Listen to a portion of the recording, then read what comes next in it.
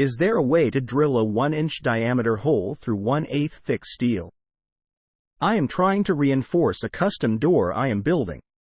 Because it's made only of 2 layers of MDF, it is not as rigid as I want it to be and shows signs of bowing. Since it's going to be a soundproof door, any curvature in the door will be detrimental to a tight seal around the stop. The only low-profile solution to reinforcing the door that I have found is a 1/8 x 112 x 6 length of steel that I found at Menards. It is very rigid and would be perfect for attaching along the inside edge of my door, which is also 112 thick. The problem is that I need to drill a 1 diameter hole through it for the latch assembly, but I have no idea how I am going to do that with the cordless power drills that I have.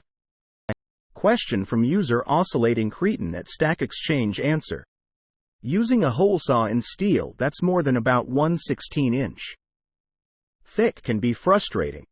The bits wear out fast, and it really likes to bind. I've had better luck using a step drill bit, like this one from Harbor Freight. Answer from user Bob at Stack Exchange: